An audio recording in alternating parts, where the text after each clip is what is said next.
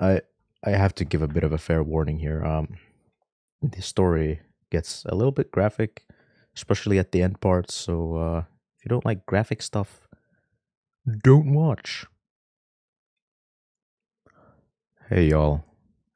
I'm not usually one to like fully geek out on historical facts, but every now and again I stumble on some interesting stories, and the other day I learned one that's worth sharing, in my opinion.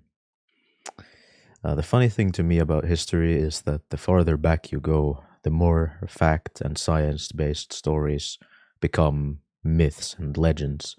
It's up to oneself to decide which one they like more, but to me, myths are always a bit more entertaining. Alright, to the story. I was pondering about the history of my own name, which is Rasmus. I find it to be an A-OK, B plus tier type of name, and I looked up the history and origins and yada yada yada.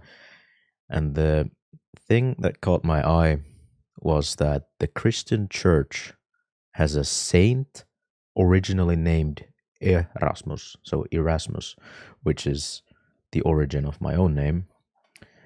And I wanted to see what my namesake's relation is to the biggest religion in the whole world. Right. So he's a saint of sailors. That's cool. Some places in Italy. All right. Colic in children. Intestinal ailments. Cramps and pain of women in labor. Cattle pest. And the fort of Saint Elmo. Here's how he became to be a Christian saint, or as I like to call him, the 4th century Houdini. Erasmus, or Elmo of Formia, also known as Saint Elmo, was a guy from modern day Italy, born somewhere in the late 200s, that's the 3rd century. Back then, Italy didn't really exist, but the Roman Empire did exist, big time. Not much is known about the early days of Erasmus, but he happened to make a career in Christianity at a time when the Roman Empire didn't really find that to be so cash money, as he became a bishop in the region of Formia. The first time he did anything of note was when he left his bishopry due to the reigning dual emperor's oppressive mindset to hide on a mountain for several years. Whilst there, it is said that an angel visited him and convinced him to go back to his city of Formia. This is what I mean by facts becoming mixed with myth. Especially stories of Christian characters often have miraculous happenings that steer the plot. Anyway, on his way to Formia, Erasmus ran into a posse of Roman soldiers who interrogated him. So, where are you off to? Oh, I'm just on my way to Formia, going back to my hometown. All right, you wouldn't have happened to see any Christians around. Uh, Hey boss, check out his hat. Wait a minute. I can explain.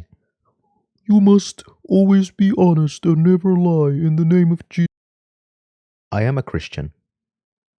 Get him. So, Erasmus was brought before the Emperor Diocletian. Diocletian.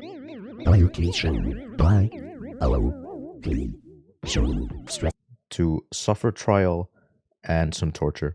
Then, to help him recover from his torture, the Romans bound him with chains and threw him in a dungeon. Now, the big G upstairs saw this and sent an angel down again to help Elmo to escape. Erasmus traveled onward to Lycia, where he apparently stopped and couldn't help but to raise a child of a noble and baptize some other children, which the Romans naturally found out. Next thing you know, amid increasing oppression toward the Christians, Erasmus was captured again.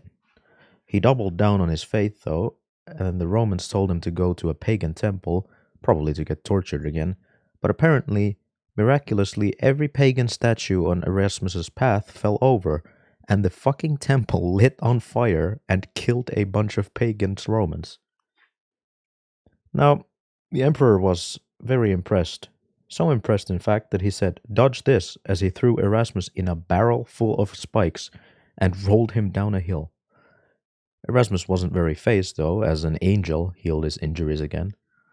Then, not much is said about what happens next, but I suppose he made an escape after his barrel episode for some time.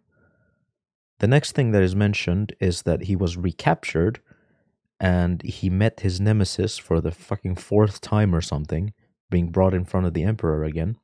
Now, the Emperor is absolutely fuming, and he decides to make some aggressive foreplay by having Elmo whipped and beaten, and then he followed it up by covering Elmo in pitch and lighting him on fire. My source says that Erasmus survived it somehow, but I'm sure that an angel had one or two things to do with it.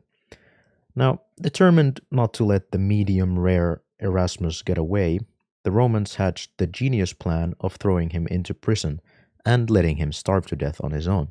Erasmus responded by, you guessed it, escaping captivity for the third time. He had escaped again after avoiding several bouts of torture and capture, and rather boldly, he just went back to preaching and baptizing, converted many pagans to Christianity before the Romans showed up again. During these preaches, by the way, a fucking bolt of lightning, probably sent by Zeus himself, struck the ground next to Erasmus, who kept preaching without a sweat, making him a cool guy in the face of a group of people who fear nothing but storms and imaginary monsters. No, not gamers, sailors. Anyway, the Romans found him due to his hiding tactic of not hiding, and they captured him and they tortured him. The same old story. Erasmus was probably getting ready to escape for the fourth time if it wasn't for the fact that the Romans tied him to a table and stole the inside of his abdomen. Yeah. Uh, and that's what he became known for. The Saint of Abdominal Pain. Yeah, like it would hurt a little bit getting your guts pulled out. I guess he was a man who experienced a similar level of abdominal pain as women who give birth, hence his patronage in that regard. God forbid you give the patronage of pain of women in labor to a woman. Oh well. Even if he is the saint of pretty disgusting and unfortunate things, I'd say he was still a pretty impressive and dedicated dude, avoiding capture all those times and still keeping on preaching, the Lord's word. So the next time you have a tummy ache, you can pray to Saint Elmo to give you some relief. Maybe he'll show up with his signature item piece, that being his own entrails around a windlass. Alternatively, if you want to accommodate to the guy, you can visit his old-ass skull in Munich, Germany, at St. Peter's Church. I can't help but to feel that Elmo was a pretty modest guy, attributing his escapes to angels, and even after his death, he's alright with just hanging out at some other saint's church. Anyway, that was the story of Erasmus of Formia. I hope you found it as intriguing as I did, and it was my pleasure to share it. Stay curious. Bye.